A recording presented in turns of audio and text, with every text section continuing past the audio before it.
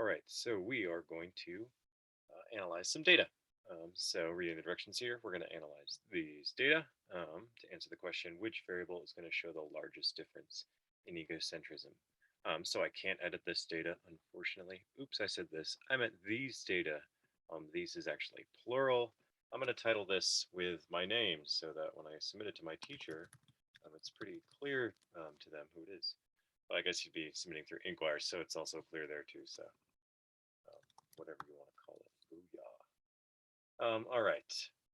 So as we saw here, values closer to 6 are going to represent a higher egocentrism. And then lower values, like here a 2 on this question, are going to represent lower egocentrism. We want to see if any of these variables correlates to a higher egocentrism. So the first thing I want to do is to try to get an average for each student, right? These are representing different students. And actually, if we scroll down, we can see all the different years. And if you go down here, you'll see timestamps from last year when you guys did this as juniors. So the first thing we're going to want to do is find the average for each student. So if you know how to do that, go ahead and find the average right now. If you don't know how to do that, here's how to do it. Do it a bunch of different ways. I want to average, what's that first cell? Is that G? G6 through, oh man, oh geez, here we go, G6. Through this cell right here. Oh, come on, give me a break.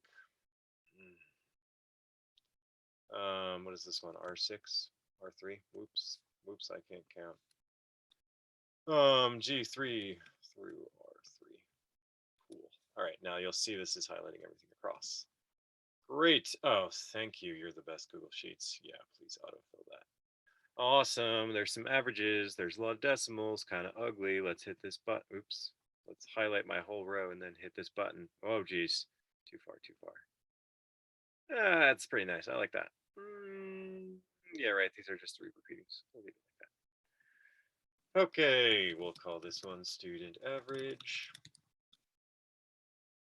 Whoa. Something bad happened. I think we're okay. How come this did not? There we go. Great. Okay, so now what we could do is we could plot these averages against these different variables. So let's just compare this one first, US versus international.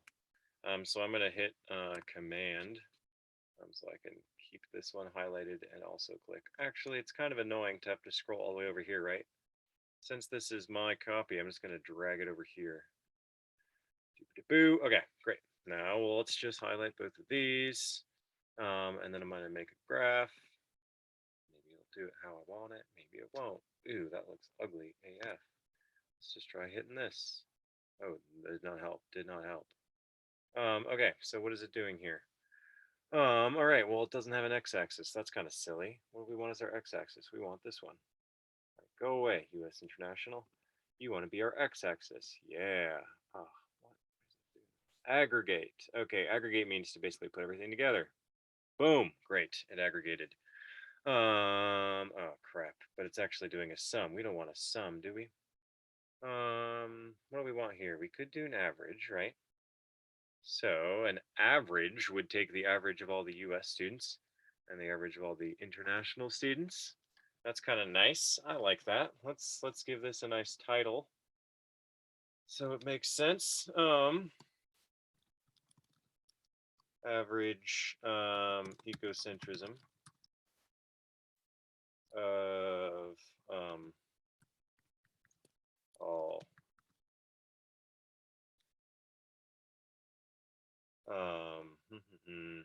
what if we said student average?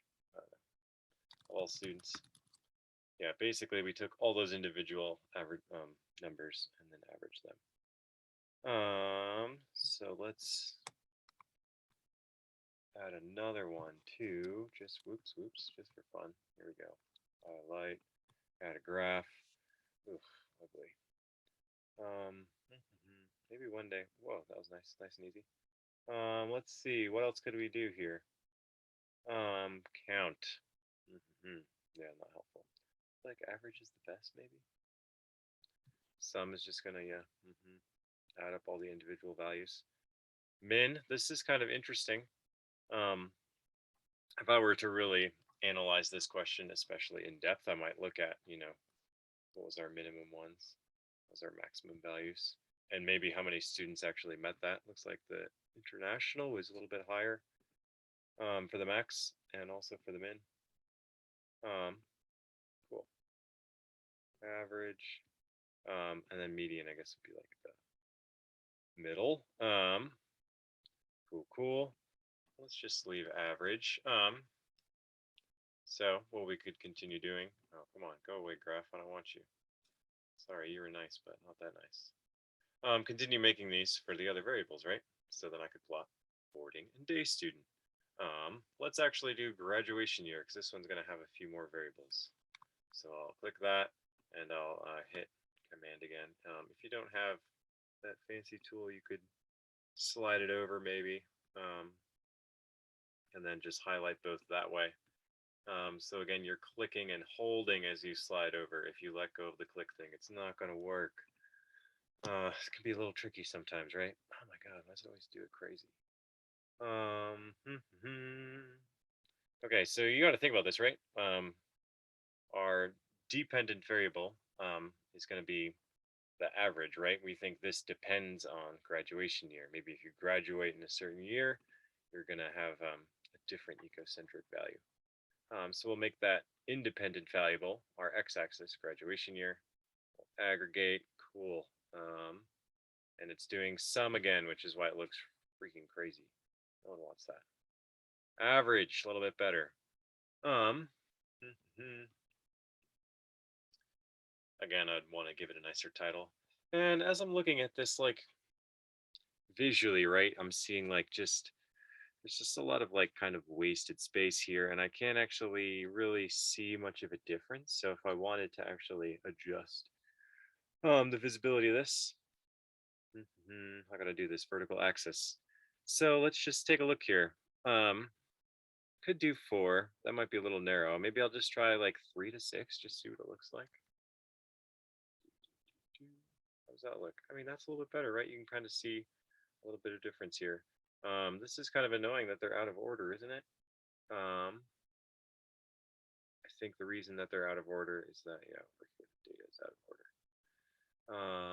So what if I tried to sort A to Z? Boom, that worked. Cool, great. Wow, looks like we're getting less ecocentric over time. That's really that sounds like good news. Interesting though. It's if you're actually looking at these data, right, you'll notice that these data is actually this datum for 2019. There's only one student that matched that graduated in that year, a senior in the junior class, as sometimes happens. So maybe that data is not super reliable. Maybe I would actually delete that data point for this, or that datum for this study, since not very reliable. What do they usually say? Like 20 is your minimum sample size when you're doing your own IAs. Remember that 20 is minimum sample size. So this is looking a little bit better. It's pretty interesting here. Pretty big drop off. Actually, if you look at those data too, there might be a student or two that's kind of really skewing the overall average. There's like other ways to display this too, right? You could show a histogram sort of thing, right? So maybe let's just try that for, say, the 2020 class.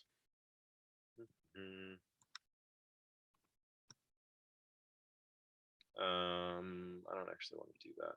I'll go like this. I want to plot their averages, and I just want to do a histogram. Okay, so what I'm going to do is I'm just going to highlight only these and nothing else. And then if I hit graph, I'm going to change this to a histogram. Cool, great. Maybe we'll change our bucket sizes here. So to do that, I think we got to go to customize, right? And it's histogram, because histograms are the ones with buckets. So if you remember, buckets are just like the range, basically the range values. So if we put it at 1, yeah, it's going to start on a half value for some reason and go from 2.5 to 3.5. Let's just see what it looks like if we do it 0.5 bucket size. It's cool. That's kind of interesting. Whoa, very interesting. So at least in 2020, you can see sort of quite a bit more ecocentric students. And let's just go on through and add each of these. There's a lot of ways to add data, right? So probably easiest one will go back to setup, which is where our source of the data is, and we're going to go here, and I'm going to click these this little window button so I can actually drag 2021. Oh, look, a couple more seniors in the junior class. I should give these series a name, right? Let's do that before we get too far along, and then we have a problem. The blues were 2020, right? And then this is 2021. And this is going to be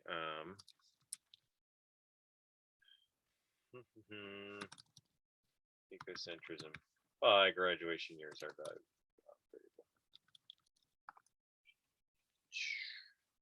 Cool. I don't know. This is kind of fun. Honestly, I kind of want to just keep doing this. So I'm just going to throw the rest of the data in there.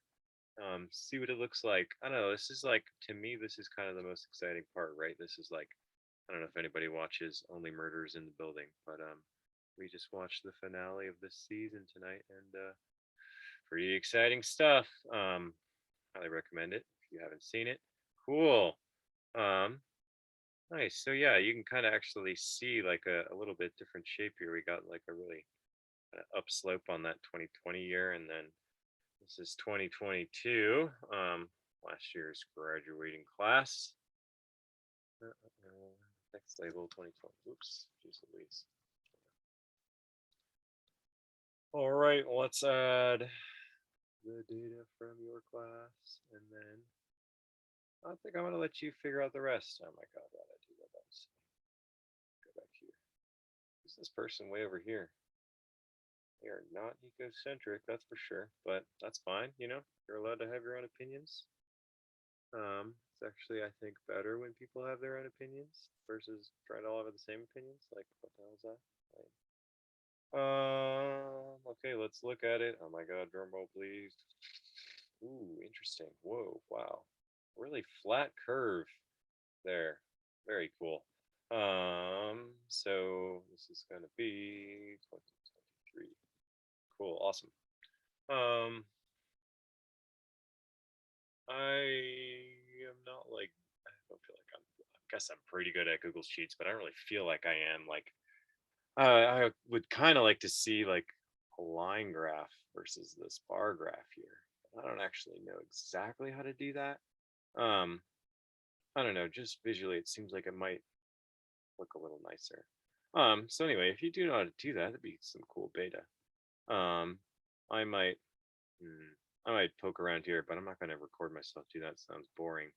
But anyway, yeah, hopefully this helps. Anyway, I guess we want to put this in a Google Doc, and then actually process it and everything. You should know how to do that, hopefully. You actually can start. I thought there was a way to do it here, but anyway, you definitely can link it. But once you get into a Google Sheet, this should be the same. You can just go download, and then you go download as PDF, and then it'll save your document as if it was like a PDF, and then you feel like super fancy. Cool. Good luck.